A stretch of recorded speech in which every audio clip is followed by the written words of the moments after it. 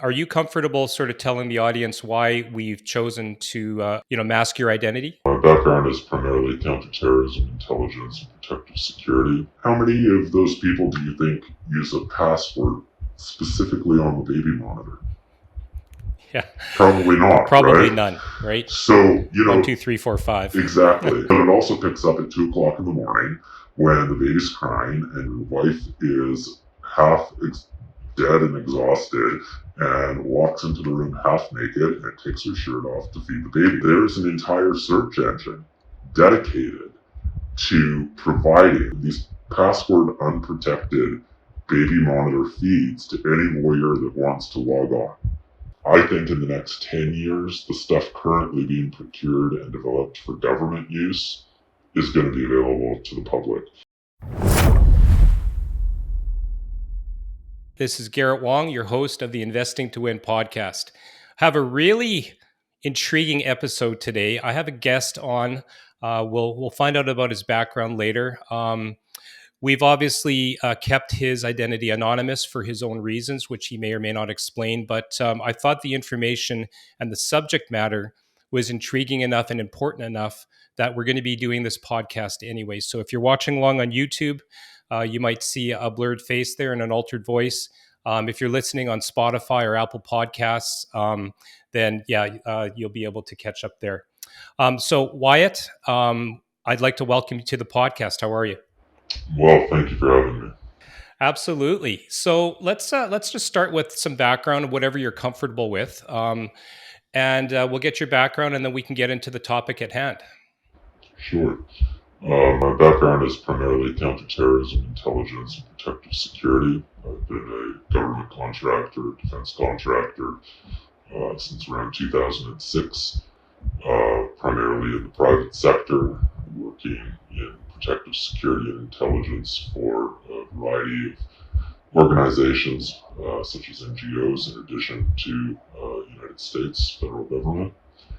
And that's my background in a nutshell. I have a number of certifications in protective security as well as human behavior and nonverbal communication, hostage negotiation, and a few other areas with a diploma in counterterrorism and tactical emergency medicine.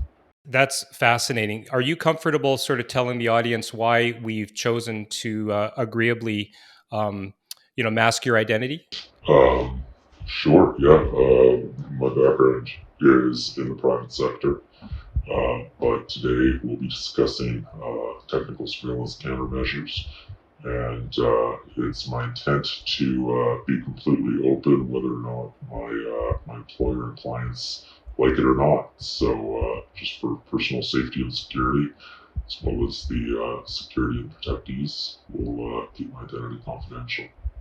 Excellent. Well, I do appreciate you making the effort. And, like I said in the pre-show, this is really all about educating the public and our listeners. And I think it's going to be a great episode and we're going to unpack a lot. So let me get to my first question, because really this topic is about surveillance. Um, and I'm in the property management space. And I know when we spoke a few weeks ago, you kind of just blew my mind with the way things are going, and we'll get into some stories. But why don't we start off with just providing maybe an overview of the latest developments in audio and video surveillance tech, especially in how small and discreet these things are now becoming? Sure. Well, I wish I could provide an update, but as we're talking, it's probably changing. It's similar to computer systems. You go to Best Buy, you buy a new computer, and by the time you get home, there's a newer model out. That, or when you buy a new car, you get it off the lot, and all of a sudden there's something better. The government has been developing these types of devices since way before you or I were born. And many of the devices that we see today are ones that we think are modern, but were actually developed way back in the 70s or even as far back as the 50s. What really changed is when the Bush administration, the Cheney administration started to offer the opportunity for outside sources to develop these products. And that's the kind of the birth of the defense contractor and the private military contractor. And what ended up happening is you ended up seeing companies competing for bids. And so you started to get smaller and more discrete products. But the issue is that these contractors are actually the biggest threat to our safety and our security, and that's because they are NGOs, they're private organizations, and while they may have government contractors and while they may have government contracts and oversight, the fact is they can sell to just about anybody they want. In every country, every continent has different laws. Every jurisdiction is slightly different, and there are ways for them to get around that. And so a lot of the devices that we're seeing available in the private sector, some you can buy right on Amazon or from Walmart, those devices are ones that in the past number of years were used by government. And they're getting smaller and smaller each day. But the real issue, what's really scary, is where we'll be 10 years from now, and the devices that are currently being developed for the intelligence community as well as for military and law enforcement capabilities. Wow. Okay. So if I can summarize this in my own head, you've got obviously the governments in the world are only being able to award one supplier, one company, whatever it's going to be for these contracts. But of course, there's a tender, there's a bid. So these companies are developing these products to get smaller and smaller. There's a competition, but one contractor happens to win that competition with that particular government. And now you've got these other companies that have all this R&D invested and they can't make the money, and yet there was some kind of restriction. You were saying with the administration. When did that change? Well, it's actually not that. The issue is that Okay. there is not one tender. There is not one contract being facilitated. For many contracts there are, but when it comes to this, the government will offer money to any organization that wants to attempt. And if they have a product that's good, they'll buy it. So as an example, right now we've got universities that are developing these snake robots that are capable of slithering just like a little rattlesnake or a garter snake up and down into vents. They can climb a leg. We've got modular robots that are able to be kicked apart and then automatically start reforming together, which gives us the ability to put modular parts of these robots in different sectors, have them come together, and have them build upon each other to develop a full spectrum of analysis or to be able to monitor a larger area. But on top of that, you've got organizations like UC Berkeley, which has been working out of Singapore to develop things called micromotes and dust particles, where a computer is so small that you could sit it on the top of a dime. I don't mean a dime laying flat, I mean a dime standing up. You've got products that are the size of dust that are capable of being able to take on a payload of cameras, of sensors, tracking software, whatever it may be. And that's where we're going. That's where the future is. Right now, those products aren't available. Those products are soon, hopefully, going to be built for government. But that's where the issue comes in. When the government's no longer buying stuff, we start seeing it trickle into the private sector. So a good example of that is in the 90s, we were watching movies where spies were breaking into houses and then they would go and put a smoke detector in place of the actual one, and it had a little camera in it, or they'd switch a light bulb and that would have a camera. And these are items that we always thought were only available to government, to intelligence agencies. But the fact is they're not anymore. The intelligence agencies don't need a camera put into a home to be able to monitor us. I mean, Edward Snowden made that very clear a few years back. The fact of the matter is that because those aren't being bought anymore, they're not being sold, those companies still have them. They're still being produced, or perhaps the patents got bad, and so they're being produced by other companies. So now, if you go on Amazon, for $100, you can buy a kid smoke detector, replace your actual one. This one still works, but it also happens to have a 360-degree HD camera that's able to monitor you. And it's hardwired, so nobody needs to change that. No one needs to go in and change a battery or update it. And that's where the risk is. That's where the creep down the hall sees that there's a cute girl that just moved in down the hall from him and decides he wants to be able to watch her.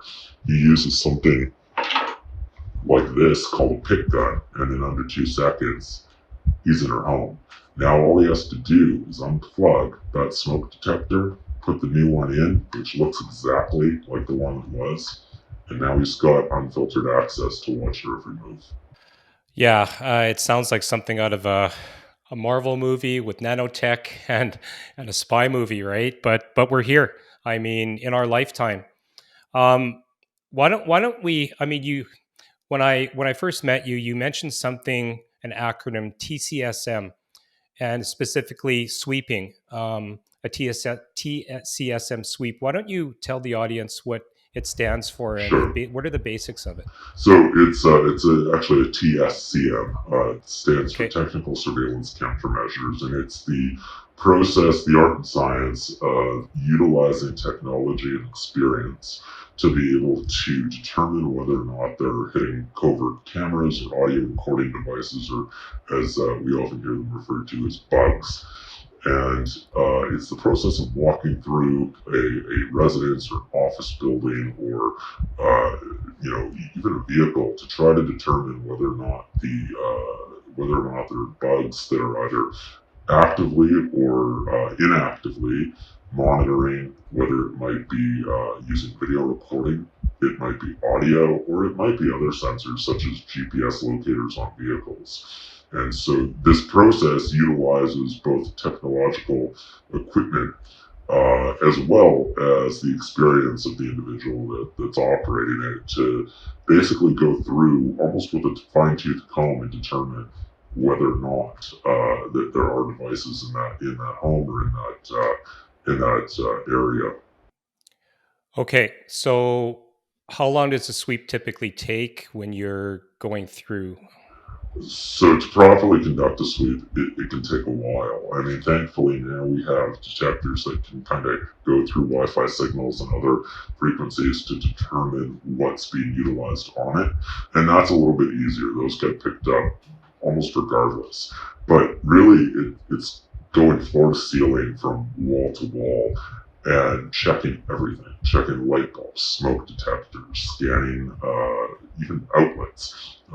We've used these Phillips head screws, and they look like a normal screw. They function like a normal screw. You can use it to plug an outlet into your wall, or to put an IKEA chair together if you wanted to. But the problem is that right in the middle of it, there's a pinpoint camera. And some of these cameras are so small that you can't see them with the naked eye. You need an infrared sensor, an infrared lens, to be able to view them. And without that, it's almost impossible. So if you imagine yourself looking through a small lens, an infrared lens, at every spot, every little part of your property, well, depending on the square footage, and how many rooms, and how tall the ceilings are, and how many vents, how many smoke detectors, how many lights, no matter what there is, and that doesn't even include furnishings. Well, it can take it could take anywhere from a few hours to a few days, depending on how thorough you are. I'm astounded. You said the size of a Phillips screw head. Correct. Did I hear you right? That's right. Yeah. It's not even the size. It's a normal Phillips screw head, but it has a pinpoint camera that's right inside that. So you can't even see the camera size. But what's really interesting about that is, and this is where you can kind of tell that it's a camera, is if you unscrew that screw, it's going to have a wire that comes out the very back of it. So a normal screw, you unscrew it, just falls out. This one has a wire so you can connect it. Okay. So, and you're saying this is not in development. This is not used by some shadowy government organizations. This is available basically on Amazon today.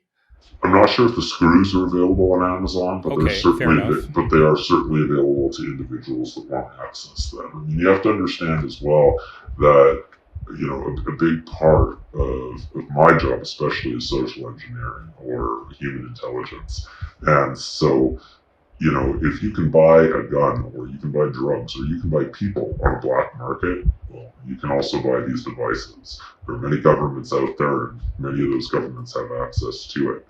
A great example would be the Israeli Pegasus project, which is possibly one of the scariest projects that's out there right now. So you had sent me, and I'll throw these up as we're speaking here, a bunch of pictures of different types. Like I'm just going to read here because I do see um, this, yeah, the Philips screwhead cam. I saw the working smoke detector. I've also got here socket cameras, pipe transmitters, letter extractor, um, ceiling fan camera, adjustable bathroom fan, adapter cables that you might find at the back of your computer. I mean, this is crazy. Freaked out yet? Anyhow, you've heard me say this before, but we're on YouTube, not Spotify, so no commercial break. But if you like what you're watching and you find it interesting, please hit that subscribe button right down there. And that will tell YouTube to put this video and my channel in front of other people like you. Did you hit it yet? Right down there, lower right hand corner of your screen. Thanks so much. Eternally grateful. Now, back to the show. And these are all things that we see day to day, even in homes. I mean, we were just talking before, less than 2 months ago, there was a property manager, landlord, that was arrested. There was a 12-year-old girl in one of his properties in the units, and she just happened to download an app on her phone, which really aren't, these are, and I want to be very clear, these apps are available, they can detect devices, but they're not good at it, and they will miss more than they detect. So Right. think of these apps more as a toy or a gimmick rather than anything else. But the fact of the matter is, she did detect something. She detected a camera in her bedroom, and we're talking about a property manager that was immediately accused, and it went to the media, it went to the public eye, of placing this camera in her bedroom so that he could watch her. Now, the issue is, as well, that these property managers are the ones held accountable. These landlords, these owners are the ones held accountable. But it's very difficult to prove who actually put it in there. Whether it was the property manager, whether it was the owner, whether it was a guy down the street who happened to notice her once and broke in, or whether it was her mom's ex-boyfriend who just happened to be a creep and wanted to know what she was up to. We see all different types of these, but unfortunately, in the end, when it's a rental unit, it always falls back on the property manager. Right. And we use the term property manager, but again, just because we're a licensed property management firm, we could be talking about landlord, owner of the property. Yeah. I mean, nobody wants to get their name in the paper.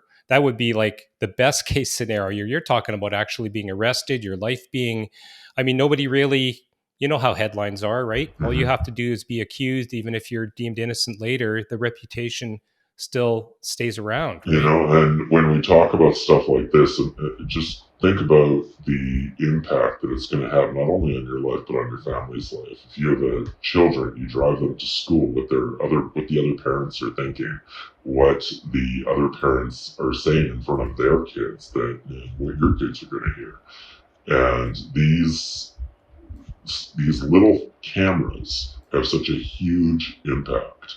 Um, can these cameras be used for good? Absolutely. I mean, I worked for many years on surveillance teams, and we use them in order to prosecute. We use them in order to deter, in order to detect. But the fact is that when we see them in a private unit and we see these types of cameras, we're not talking government surveillance. We're not talking law enforcement where there's a warrant. We're not even talking on the intelligence side with a FISA court warrant. We're talking the creep next door. We're talking the ex-boyfriend. We're talking about the guy that wants to rob the place. Or we're talking about the owner or the property manager that simply should not be there. And unfortunately, when you're a large property company, you have employees, and those employees, everything ends up back on you. Well, and that's the danger here is what I'm seeing as the risk, right? Because as property managers, as landlords, fine, we're on the up and up. You have a tenant that's been living there for years and years and years. They move out. We just do a standard move out. It's a condition good. Yes, no, okay. Smoke detectors are still working.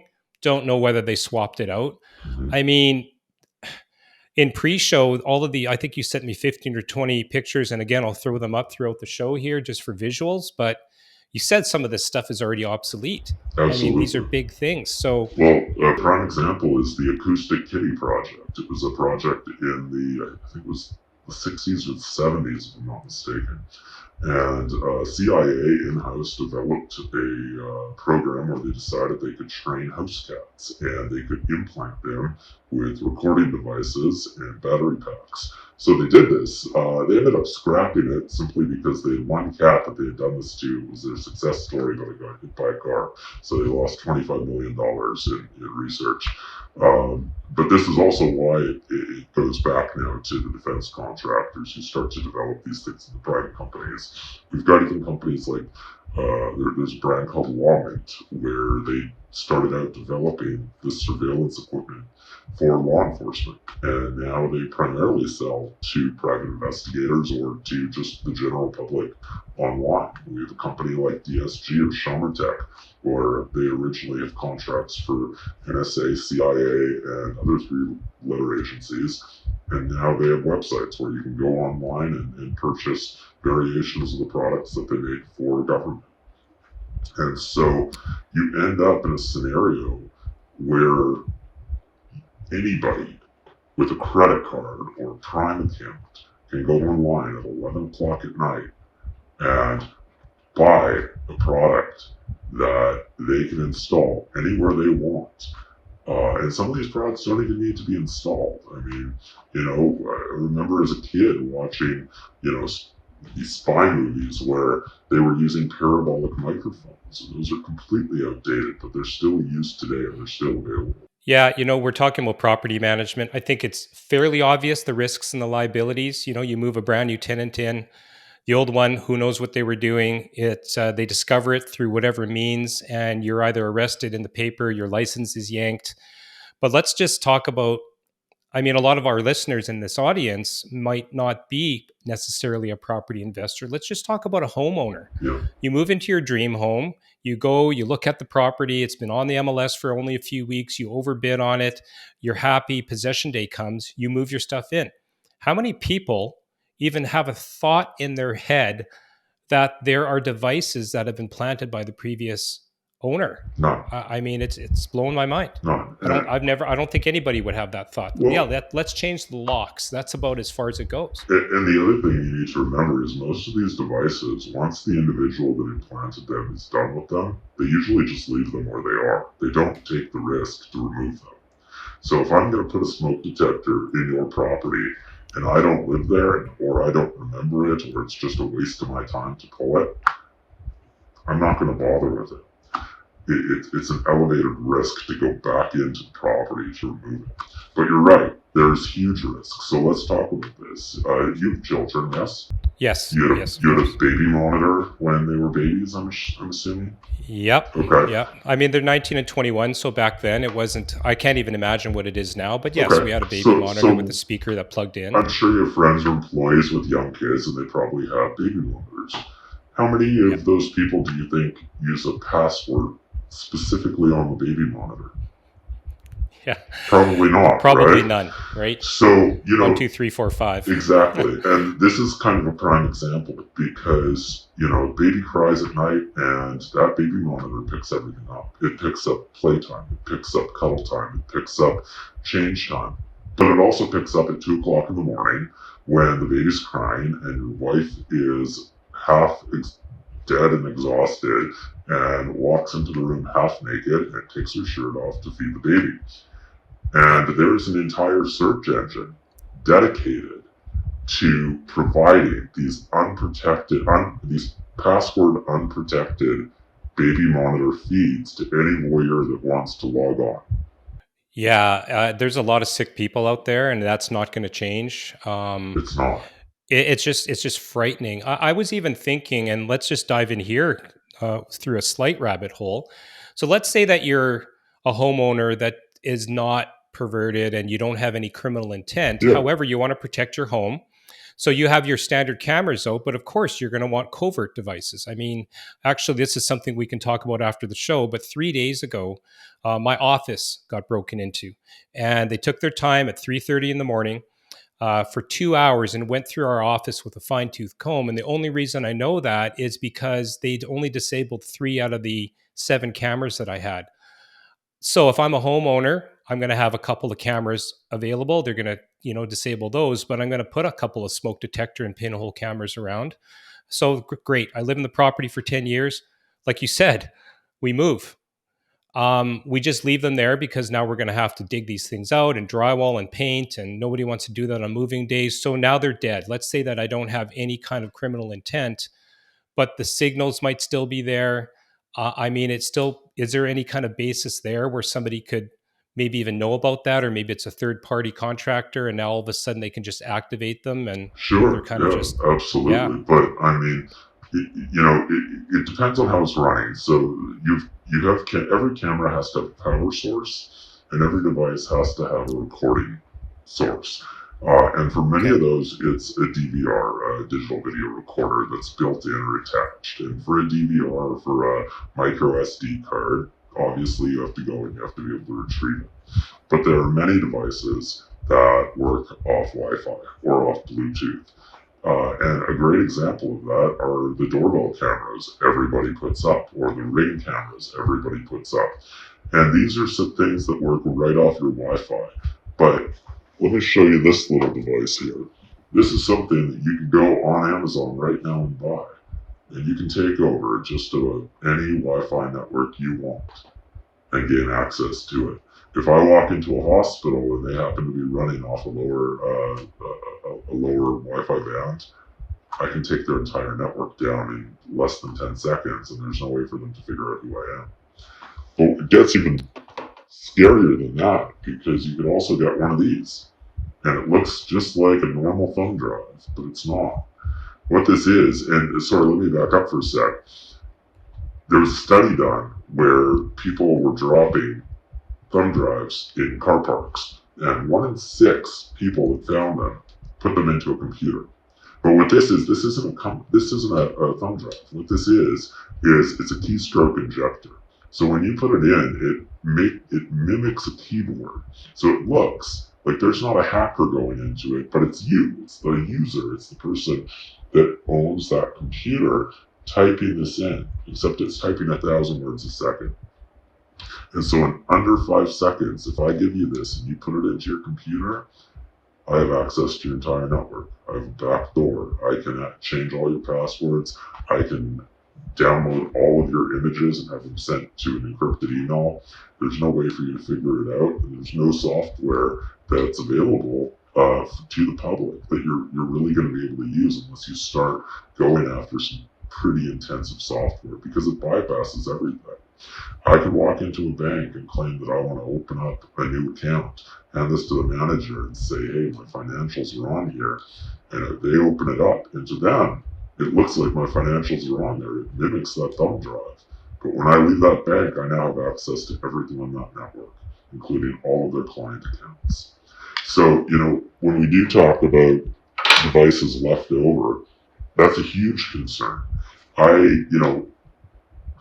I travel a ton for work. I always have.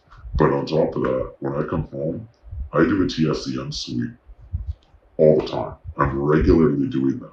And the goal is that I never find anything, but if I do Of find course. something, that's very alarming and very concerning. When we talk about, other issues, like we talk about kidnappings, like the Ramsey case that happened years ago. That was a contractor that broke in the middle of the night and took the girl. And the fact is back then they didn't have this type of tech. They didn't have these devices that they could have used. But if you hire a contractor to come in and paint or drywall or put in a new alarm system, do you really know that that's all they're doing, that they're not inputting another device in? And so it becomes really important to be able to make sure that that's not happening. And then you've also got exterior sources. You've got people that can take devices and send them in a hummingbird device, or mimic um, a snake that you can just send right in, put it under the door, send it in, retrieve it when you're done, and have access to everything you need in order to watch what you want to see on that camera. Wow. Um, so really, the only way of knowing that you have something in the past, present, or yeah, like you said, you just came home from a work trip, is a TCSM sweep. Then, right? TSCM sweep, yeah. I mean, well, that's not. A TSCM sweep is just a part of the package. It's just a tool in the toolbox. In order to achieve security, it has to be a multi-layered process. You need a security alarm, but what is a security alarm in the end? If someone wants to break in, it's just an annoying Right. noise. But that annoying noise is what's going to wake you up at night, let you know that you need to protect your family. The fact is that in most places in North America, police response time in a major city on a slow night, or on a slow night, is 11 minutes. But that's 11 minutes that somebody's in your home with your family.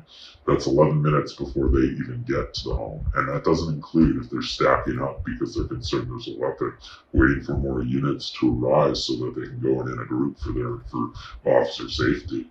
And so there's a number of techniques. TSCM sweep is just a part of it. Camera systems are part of it. Something like this, which is a security bar you can put in your door, prevents somebody from being able to kick the door in quickly. This is a tool that you put in your toolbox for home protection.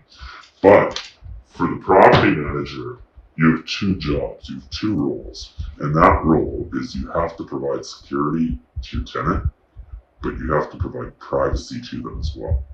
And so having a multi-tiered layered security approach, TSCM, absolutely necessary, something that should be done every time somebody moves out, or should be offered to the tenant whenever the tenant thinks there might be a problem. So if a tenant has an ex-boyfriend that they broke up with and is stalking them, that's something you can offer to kind of alleviate some of that concern. But some of that other concern is making sure that there are other parts, other aspects available to them to ensure their security and protection. So as an example, exterior security cameras or doorbell cameras, those are great on multi-unit buildings, on homes that have 4 or 5 different units in them. But when you have a single family dwelling and they're renting that house, having exterior cameras, you might think that's a great security feature for them, but for them, you're able to monitor every person that comes and goes. You're able to monitor their routine, and that becomes a liability for you. And so for the landlord or the property manager, it's really important to not only be able to assess the liability versus reward, but to mitigate that risk and develop a plan so that you're able to offer the security, but also protect yourself. That's a great point. And I find this conversation coming up a lot more recently with my, let's call them potential new landlord investors that are coming on. I just had a conversation, I think a year or two ago, with a client in a high end property. They had their own surveillance cameras there. They moved out, and they wanted the outside ones still active because maybe it wasn't such a great neighborhood. And of course, the residents had an issue with that. Well, what about my kids playing in the wading pool and walking around? So, and again, these conversations are coming up more and more. I had another client last week who has their belongings stored in a basement, and he wants it protected by his security camera because he lived there. And I'm like, okay, but where is that security camera still going to be? And we couldn't really agree on that one. Right now, he's not renting it. But let's say that we do say allow him to have that camera behind this locked door. Who's to say he's not monitoring audio? And that's still an invasion of privacy. And what is our duty as landlords and property managers to disclose that to our tenants and residents? So, I mean, this is just a whole big can of worms. Never mind liability, insurance. I mean, that's another 5 podcasts right there. Well, the fact is there are many other ways to achieve that security without having to use a device. And the regulations surrounding the use of surveillance equipment, whether it be overt or covert, changes based on the region. But for most of the regions, if it's in an area where privacy is expected, such as a washroom or a bedroom or anything like that, it's completely illegal. I mean, even often with a warrant, that can't be done. The fact is that even when law enforcement is surveilling somebody, law enforcement has a very strict set of parameters as to how they can go about doing it. Can they take audio? Can they take video? What can be used? What can't be touched? What can be recorded and what can't be recorded?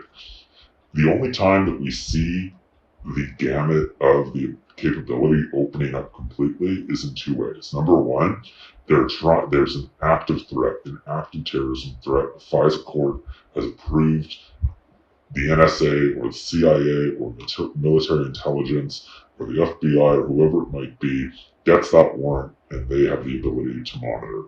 But the other time we see this, criminals. They don't have laws to follow. They don't have to follow the parameters of a warrant. They don't care whether or not they're allowed to record both video and audio or just one or where that can go. And if there's one camera, usually there's more. And if there's one system, typically you can piggyback off that. I have never been in a scenario where we've put a device in and it was only one device. We always use multiple devices because you never know where that person's going to be and you never know if something's going to be located or you need to get out.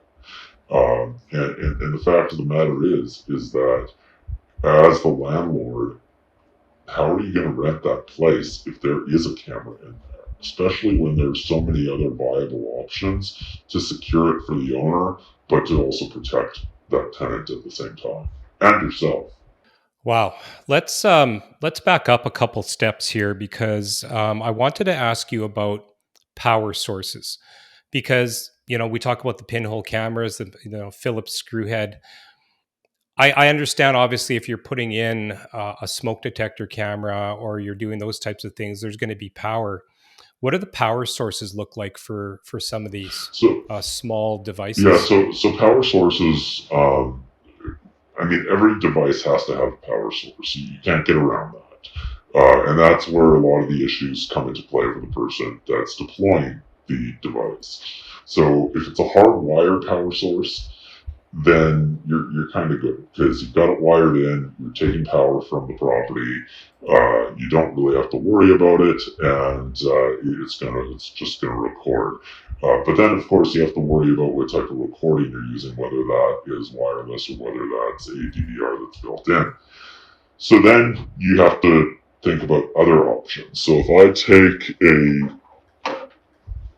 button cam like this camera, I could plug it into a USB port, which also charges the battery, or I could use the battery. Now, this one running is only going to last 45 minutes, so it's very temporary. This is the type of device that we conceal if I'm following somebody in a shopping mall, or if I'm following somebody where we're walking down the street, or they're leaving a location and I'm in the chase vehicle and I need to kind of keep an eye on them, but the other vehicles are so far back that we can't piggyback at that point or hop at that point. Or you get a device like this. And this device is really cool. It's a little bit bigger, but it's one that I almost always recommend when people are looking for something in the private sector. It has a magnet. You can stick it anywhere. And this works off of sound. So as soon as somebody starts to talk or there's noise, it automatically starts picking it up. But the battery lasts 45 days. So you don't have to worry about retrieving it because when it's in standby mode and nobody's talking, it's just sitting there and that's okay. And so if I have the risk of having to go in, pick something up, I can very easily do that. I can come up with an excuse or I can just break in when I need to, when they're not home. I mean, that's as simple as it is. And these are devices that, as an example, you said that your office was broken into 3 days ago. That's a device that I would absolutely recommend having. You can stick those under a cabinet or behind a fridge, or just put them anywhere and people aren't really going to know what they are. But that's going to pick it up when your camera systems fail or when that power is cut. And the other power source we're starting to see is solar power. We're seeing that quite a bit right now. And we're seeing, just like you have those eco cars and you have various other power sources that are coming. We're seeing new devices coming out that have batteries that are really able to almost recharge themselves or utilize sunlight or oxygen to be able to recharge them. And these are devices where these batteries can last a few months at some points. Wow. Okay. So you've got devices that are being able to be retrieved. I get that. You mentioned DVRs and recording devices as well, because obviously you've got the optical or audio portion of it. Where are these recording devices being stored in some of these houses? It's a hardwired system like your standard CCTV system at a building or a home. It's a pretty set system where the wire goes into a DVR. That DVR is stored in a lockbox or in a security office. It's as simple as that. But when you're talking about these other products, when you're talking about devices like I've shown you, like we've talked about, those DVRs are much smaller. So think of it like the old handy cams, like the old Sony video cameras you have. They have a tape in them, and that's exactly what it is. Instead of a tape, though, today it's a micro SD card or it's a normal size SD card, and it's recording to that. And so, you know, those devices are going to have different options, whether you want it to be 4K 1080p or even a 480p, and the lower resolution you pick or the lower audio that you pick, the more room you're going to have for storage. But if I pick up a 32 gigabyte micro SD card, I can store a hell of a lot of footage on there before you're ever going to need to retrieve it. Well, as an example, I have one recording device. I just have a micro SD card in that. It's completely rechargeable. And I can't think of the last time that I had to charge it. I usually regularly do just to make sure. But just on that micro SD card, I can record over 400 hours of footage. Yeah. It's what about live? I mean, is there any risk of people looking at this stuff like Absolutely. in real Yeah, time? anything that you have that's running off of a Wi Fi or Bluetooth signal or any other radio frequency, that is live. You have the ability to record, but just like you can look at your Ring doorbell and see who's at the door, anybody can be watching it. And it doesn't mean that it's just one person. Anybody with access to that network, anybody who they want to share it with, if they want to take that video of your wife undressing or your child in the wading pool and put it online, there are websites that they can do that. And a lot of this stuff sounds like conspiracy theory, but you can take any of these products and go online and find them. There is a video on YouTube of these snake robots that are being built by NASA that you can go and watch this snake robot climbing up a guy's leg. You can find photographs of the dust mites, of the micromotes, and see just how small they are and how effective they are. And so, this isn't a conspiracy theory. This is groundbreaking technology that's currently being developed and currently in use. And so when we're talking about these cameras, yeah, most of them these days are Wi-Fi. And if they aren't Wi-Fi and they require DVR, many of them you can get an external adapter that you can just plug it in and take a Wi-Fi signal so you can watch it remotely. You don't need to be right outside the house most of the time. You can be almost anywhere to access it. And that's the scariest part. And if we want to say the government's going to shut it down, well, no, they're not. They haven't. I mean, look at footage sites like 4chan and Reddit. You can post just about anything you want, and nothing's ever going to come of it. There used to be a site, I can't remember the name of it, but it was a gore site.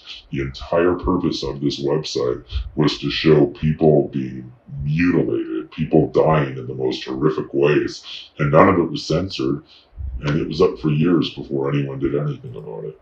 Yeah, let's look into the future a little bit. I know you touched on Sure. it at the very beginning of the podcast. What does the future look like? I mean, in the last year alone, OpenAI, ChatGPT. I mean, it's crazy what's happening What do you see? What do you predict on the horizon? Well, I think it's going to be invisible. You've got companies already. You've got data brokers that mine information and will sell it. You've got these dust motes that are being created by universities. And I mean, yeah, there is a doctor or professor that's managing this team that's creating it. But in the end, it's the 22-year-old frat boy that's chugging a beer keg and doing keg stands on the weekend that's got access to this. And so the fact of the matter is that I think in the next 10 years, the stuff currently being procured and developed for government use is going to be available to the public. And there's not going to be any hope in us being able to track it. And so we're going to have to start layering security and protection in order to be able to mitigate it rather than try to find it. We want to end up stopping it. You have to think of security from that layered and textured concentric realm. We're not trying to stop a terrorist attack as it's happening. We're trying to stop the terrorist attack way before it happens, before it occurs. And the fact is that the way we're moving, just a couple of weeks ago, there was one project where they created a cyborg beetle. They were able to use electrodes to have an actual beetle move in a certain way and do certain things. And it was a successful test. Who knows how quick it'll be before they start to put a camera or a listening device in that beetle. And if you want to think, oh, well, that's only in the movies, think back to the acoustic kitty developed in the 60s and 70s where they successfully did that. Yeah, it's a scary world. Like I said, I have kids that are going to be growing up in that, my grandchildren. It's so I mean, when you say protect ourselves, what comes to mind is one of those boxes that you put your credit cards into your Yeah, wallet. I mean, is that kind of I mean, that's old technology right. too. I don't even know what's out Right. there. So, I mean, a lot of people will use the RFID wallets. That's a great idea. If you give me one sec, I'll show you something else. Sure. So, another option is using a Faraday bag or Faraday box, and these are Yep. like the old microwaves. And basically, you can put your device in it, and it kills all the signals. We use it I use that regularly when we do meets or when we're in a public area. If you're concerned somebody's going to be listening, but I also use a larger case of that when I have contractors that come into my home. You want to work in my house and you want to do something to my property and get paid for it, then you need to put your cell phone in this box until you're done, and that's just the way it's going to be. So So I've heard of Faraday boxes. I mean, I read a lot of sure. books and watch a lot of movies, not property management. Explain to the audience that real life example that you just said. What are the risks of a contractor coming into your house? Why would you feel the need that they have to not only give you their cell phone, but you have to actually disable or prevent the signal from going into those devices until they leave your Yeah, property? so let's say that we hire a company to come in and do some work on our house. We know what company we hired, but do you know the names and have you got background checks for every employee they send in? No. So when that employee has a phone and that phone has a camera and audio recording capabilities and they can go live and there's social media and there's the ability to track, not only are you concerned about your family, you're also concerned about that contractor. So as an example, if they're working in your daughter's room and they happen to be a pedophile and you don't know it, well, how do you know they're not taking photographs of things in her room? How do you know they're not getting a layout of your house or they're not using an app like, let's say, Magic Plan, which can, in a matter of minutes, develop an entire layout and blueprint of your entire property, furniture and all. There's just too many risks that anyone in your home, whether you trust them or not, presents. But then the other thing is you don't know what they're into. You don't know if that contractor happens to be a drug dealer on the side. You don't know if they happen to be in the witness protection program. You don't know if they happen to be human trafficking mule. You have no idea what they do. And so then on that end, you don't know who's following them. You don't know who's got their phone bugged. And all of that, they're basically bringing that bug into your home. Obviously, my risk is elevated compared to the average person. So for me, it's important that I don't allow those devices into my home or around my children or around my pets or anywhere else, especially around anything that I have that's work related. But for everybody, I mean, you need to protect your family. You need to protect your children, and your own family's first responder. So it's really important that you have security parameters set and that you abide by those. You know, there are 1,000 different ways we could have prevented your office from being robbed 3 days ago, and we can talk about those. But I'll give you, you know what? I'll give you one more example. So, not to do with cameras and devices, but this little device, it's a smoke grenade, and it's perfectly legal for anyone to buy. You can buy them online if you want to, but we keep them in the house so that if somebody were to actually get in and break in, I can deploy this and fill the entire house with thick black smoke in a matter of seconds, which is going to deter anybody from coming. We also use something called a fog machine in the house. And this fog machine disperses a huge mist of fog, blinds their vision, and you can lace those fog machines, depending on the law and depending on if you want to break the law, with anything from gas to pepper spray. So there's a lot of different options. My kids carry these in their backpack. Their friends don't know about it, but it's there because if there happens to be a school shooting and they're in the classroom and that shooter walks in, they can deploy this and hopefully deter that shooter who's going to leave so he's not choking on thick smoke to go into another room or to leave the building. Amazing, amazing. You know, those are. I know I had. I developed my own safe room in my old house because I was renovating, and I was able to do so. Just a few of those little things. They're so timely and such good suggestions. I hope the audience is taking notes, and maybe we should do another whole segment on personal protection. Like you just mentioned, school shootings. I mean, it's so Yeah, prevalent right now, and just that, like you said, just a smoke grenade. I never would have even thought how useful that yeah. would be. It's almost like you said, mandatory equipment in next to the lunch kit. Yeah, I mean, my kids also have soft body armor that's built into their backpacks, so you can take, yeah, I've you heard can of take that these too. pads and Yeah, put them in. Depends on legislation in your area, but I mean, I want to talk about, sorry, I want to talk about one other real quick thing, and that's sure. when you're in a temporary home, because a lot of property managers, a lot of owners, they do it because it's great passive income and they want the opportunity to travel.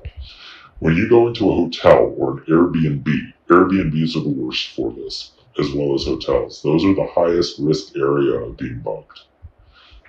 People know that you're there. They typically know how much money you make based on the type of credit card you have. If you happen to have a Capital One credit card, chances are you're not going to be a high value target. But if you happen to have a Centurion card from American Express or a Black Visa card or a MasterCard World Elite, chances are that front desk agent is being offered extra money from outside sources. If he says, hey, these people just checked in, she has a Louis Vuitton bag, you know, the kids are wearing Prada, they're in this room, they're leaving the hotel right now, they're going to lunch. So, a couple of quick things you can do.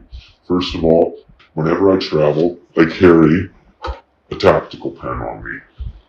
You can't walk into an airline, you can't walk onto an airplane with a gun or a knife, but you can walk on with a tactical pen. This is just a pen. It has a window brick punch and it's made of aluminum, but it's just a pen. And I've traveled all over the world. I've never had anybody say I can't take it. So this pen can be used as a weapon if I need to. Second thing, the first thing I do when I walk in and I get into a hotel room is I sit down on the bed. And in almost every basic hotel room, there's one thing that's standard. You have a small area that you can walk that's between the foot of the bed and the dresser where the TV is on. So I sit at the front of the bed, I take my shoes off, I pretend my feet are sore, I take some baby powder, out of my bag, and I start to pour baby powder on my feet as if my feet are sore.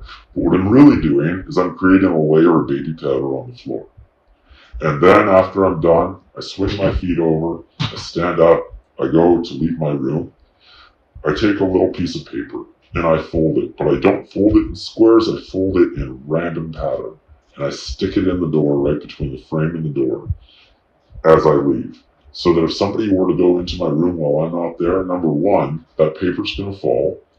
And so when I get back to my room, I'm either going to see it on the ground, or what's going to happen is if they're smart, if they work in intelligence, they're going to pick that back up. But if they don't know the exact pattern you folded it in, they're going to have a hard time refolding it. And you're going to be able to tell whether or not it was folded by you or by them. The next thing, if they went into the room, that baby powder, is it disturbed? Is there a footprint in it? And these are just ways that you can determine if anybody's entering your room, whether it's hotel staff, whether it's law enforcement, or whether it's just a creep from a gang that wants to rob you. But then I use little devices like this one.